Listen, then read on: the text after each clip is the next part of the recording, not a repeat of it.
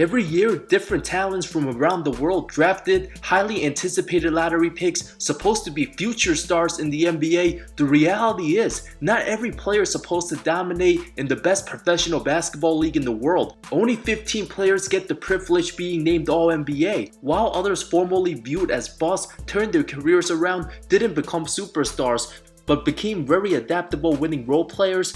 But many forgotten talents, after playing their best basketball, ended up the wrong fit, played out of position, endured a rough ending to their careers, leaving a stain in their legacies forever. How's it going, guys? My name's Wilson. Starting with Tariq Evans of the Sacramento Kings. His downfall, as quickly as any Rookie of the Year winner the league has ever seen. Drafted 4th overall in the loaded 09 class, a multitude of future Hall of Famers. One of the most spectacular rookie seasons, averaged above 25-5, previously one of only 4 players to do so before Luka would join in a decade later. Had the ball in his hands at 6'6", 220, a matchup nightmare for opposing guards, played to his strengths early on from being the main ball handler to playmaker, shared the backcourt with sharpshooter Kevin Martin for a brief time, but following the 2010-11 season, team drafted DeMarcus Cousins, a future star with superstar ceiling, leading to more opportunities for other young players, plus the multitude of injuries. But the Sacramento franchise failed to develop many highly talented picks. Team all of a sudden decided to play him at shooting guard and even small forward, a disaster of a mistake. Evans meant to be a 6'5" point guard, super weak off the ball, a bad jump shot. His strength would often outmuscle smaller guards rookie year, huge part to his success controlling the offense. Afterwards, just became an average size shooting guard, not good off the ball, too many flaws, plus diminished confidence. Things didn't get any better in New Orleans when they played him at small forward, became just another name in the association, passed around, but did play point guard for the 2018 tanking Grizzlies. All of a sudden, put up almost 20 points again after averaging just 10, 3, and 3 the previous year. It appeared teams finally started to understand his style more, but violated the NBA's anti-doping policies, ruined Tariq's career for good. His last season came in 2019, out the league by just 29. Had Evans came into the league in the modern era with positionless basketball, perhaps he excelled at an even higher level. Josh Smith, remembered for being an absolute travesty of a chucker. Once upon a time, J. Smooth, one of the most athletic defensive gifted players in the late 2000s, the Georgia native, drafted 17 overall out of high school, one of the rising stars, fastest player to record 1,000 blocks by age 24. His constant bad habits over time, making poor decisions,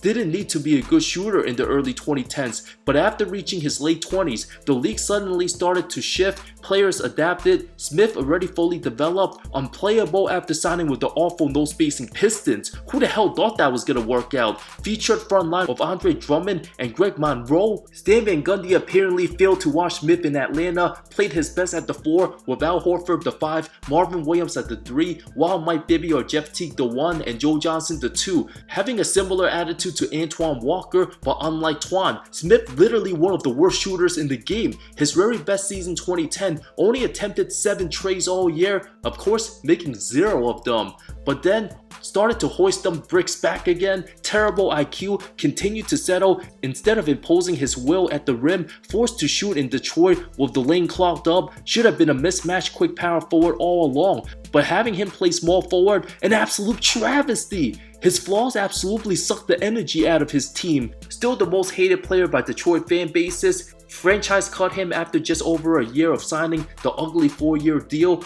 Only had one memorable time shooting the ball, Game 6 2015 versus the Clippers.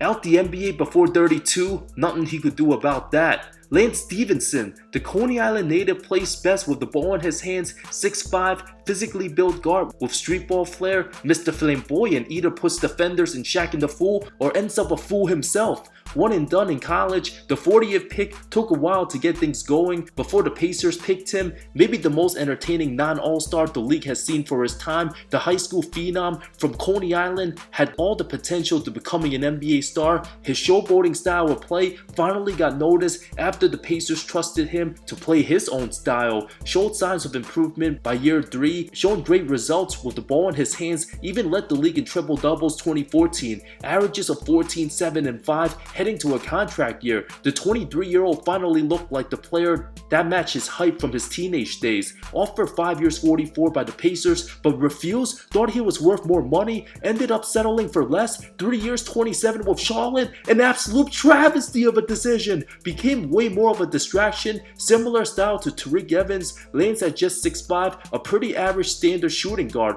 but didn't have the shooting or off-ball skills to be a starting 2, way too small for being a 3, very moody, his personality and gestures, not what many teams looking for when his production can't match his antics, absolutely not a fit with Kemba, became a journeyman since, signing 1-year deals, came back to relevancy with the 2018 Pacers, forever known for the LeBron antics, only to team up with James, became one of the meme players for the Lakers, ended up in China by 29, a third stint with the Pacers, out the league by 31, the type of player who needed extra guidance and a polished front office, a strong presence like a Larry Bird to check up on him. Combined with Paul George's horrific leg injury summer 2014, had Lance remained in Indiana, already knowing the system, could have had a career year, dominating the ball and possibly reaching his full potential, but elected to go on a team that didn't need him and reluctant to change.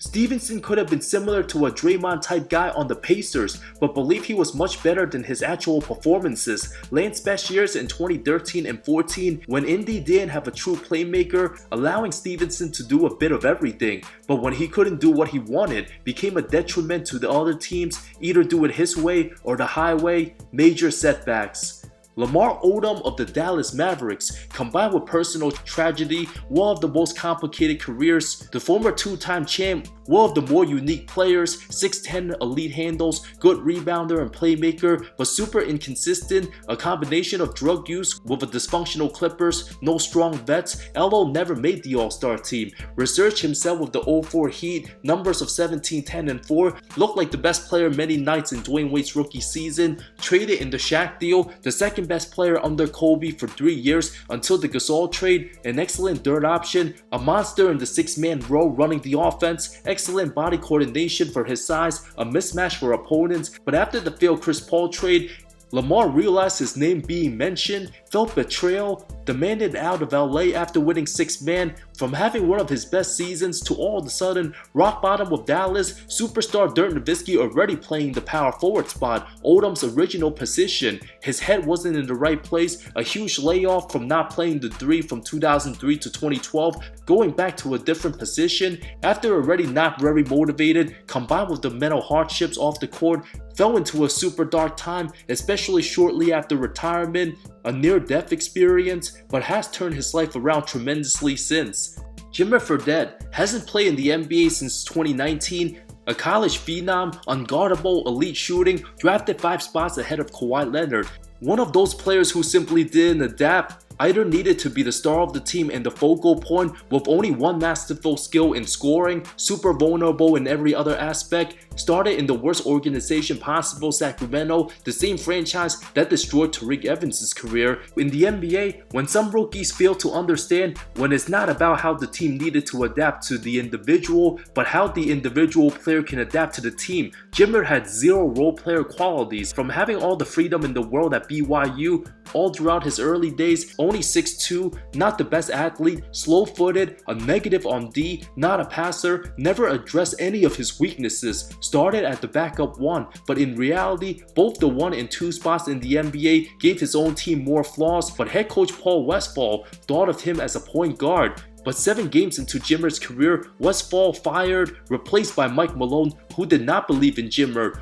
Combined with the last pick of his draft, Isaiah Thomas outperforming Jimmer, becoming the way more impactful player, not having Westphal to believe in him any longer, Fredette's abilities left behind, all the red flags, plus never proving to any NBA team he deserved the green light, 241 total career games, no taste of the playoffs, an absolute travesty to say the least.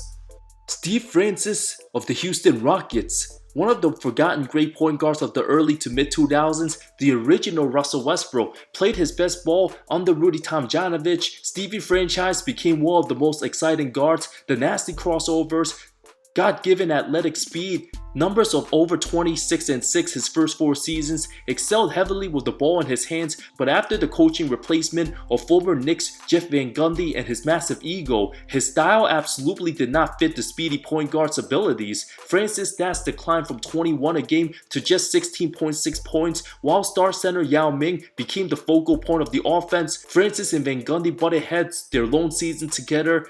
Van Gundy later admitted he had one regret in Houston: tried changing too much too soon for Steve, paying respect to what Scott Brooks did with Westbrook and how Russ improved dramatically. Another hyper-athletic non-traditional point, Van Gundy basically admitted he failed to develop Francis' talents. From taking over for Rudy T on a struggling team, after Van Gundy implemented his half-court style of play, which was to give the ball to Yao Ming every single play pretty much, Francis all of a sudden looked like a glorified role player. His career sadly never the same after having to adapt. Once Orlando traded his close buddy Cuttino Mobley, his career went spiraling downhill, combined with diminished confidence, then injuries. With his short tenure under Jeff Van Gundy, the beginning of his brutal career downfall. Shawn Kemp, from generationally athletic power forward to what many anticipate Zion to be if he doesn't get his act together, the Rain Man went from potential Hall of Famer, even received some Finals MVP votes from '96, to all of a sudden picking up massive weight with the Cavs, drawing the lockout from 230, blossom all the way to 315. Plus, several trade rumors, first with Scottie Pippen summer of '94, angry being on the trading block, drank heavily off the court, that affected his game eventually, to the point Seattle didn't want to give him a massive offer. His efficiency declined, massive weight gain, combined with drug and alcohol use, forced him to play center, averaged 17.5 points as a 30-year-old in 2000, but shot under 42% from the field, a huge drop off from 56 in '96. Needed to spend time in rehab. Huge drop off. His shocking image as a member of the Orlando Magic, of course, turned out to be his final season, from power forward to massive center.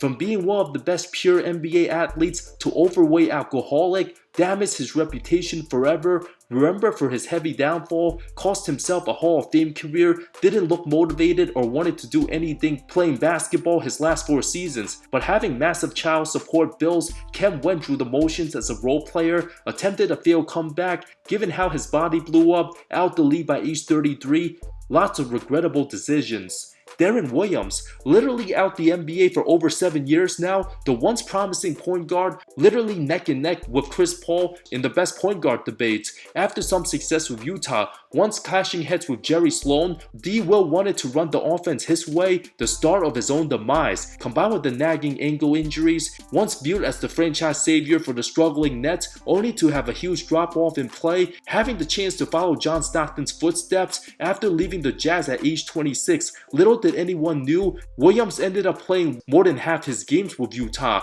From being in one of the most friendly point guard systems, elite pick and roll, great pieces with Boozer, Okur, and Millsap, with an old school coach who never took shit from anybody, even willing to fight his teammates. In a small market, Williams would have never gotten criticized had he played poorly with the Jazz. Then accused of wanting Avery Johnson fired from the Nets, developed a coach killer reputation, having loaded responsibilities, being the face of the Nets franchise, different systems, his one-on-one style, too much burden on those angles, nagging injuries, combined with losing motivation for the game, and the numerous coaching changes resulted in an absolute travesty of a Nets tenure. In all reality, if Williams stayed with Sloan for 4 more years, without pressure from the media, continue playing coach's style, likely would have been a Hall of Famer. His worst nightmare came in the 2017 finals, an abysmal 2 of 16 from the field, zero confidence out there, looked awkward, became an unplayable role player, absolutely could not come off the bench, basically just getting strictly cardio for his final 5 games. From having a good structure early on,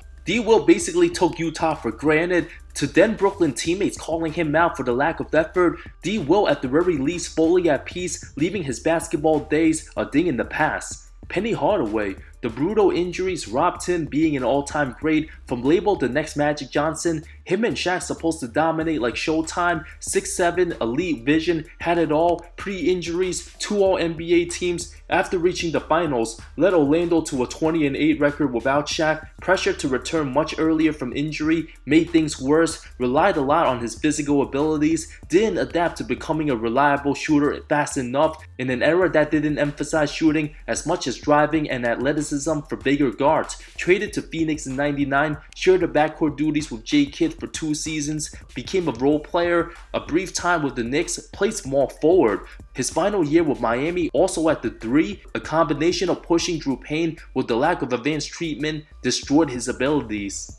Keith Van Horn, the former number 2 pick, heavily underachieved out the league by age 30. His early ego, disinterested playing with Larry Brown and the Sixers, felt was the wrong situation. Traded to New Jersey, absolutely balled out, excellent career start, averaged almost 20 points, would have been clear-cut Rookie of the Year if it wasn't for Tim Duncan, a near 22-9 guy by season 2, but fell off after. Stephon Marbury brought in. Van Horn, no longer the face of the franchise, lacked more opportunities, didn't work out other areas of his game, struggled adapting, super soft-spoken, and known for his softness on the court, comfortable with certain guys like Sam Cassell and Jason Williams, but uncomfortable with others like Marbury. Given his thin frame, not a strong back-to-the-basket game. His attitude didn't align with the tough-minded Kenyon Martin in a more rugged NBA, lots of banging, unlike the modern game. Perhaps Van Horn, one of the classics ahead of his time, people didn't know if he was a true 3 or 4, but in today's league, absolutely a stretch 4. One of the original ones with the pump fakes would be a max player today and a third option on good teams. Turned out to have a solid lone season with Philly at the 4, then traded to the Knicks, shortly to the Bucks, played small forward, uncomfortable adapting, spent a year and a half in Dallas as a reserve before retiring, wanting to spend more time with his family and be more comfortable. Given the heavy toll and constant travels led to his early retirement, Van Horn easily could have played several more years but made over $88 million for his career. Switching destinations exasperated his decision, stepping away from the game. Honorable mention, Joe Smith, former number 1 pick in the '95 draft, played power forward, center, and even small forward. From leaving Golden State thinking he'd make more money elsewhere, having his best years there, from the illegal Timberwolves scandal, caught paying him under the table, bounced around, played for a dozen teams, never gained back to the player anticipated to be. Thanks so much for watching this video. More good stuff coming soon. See you next time.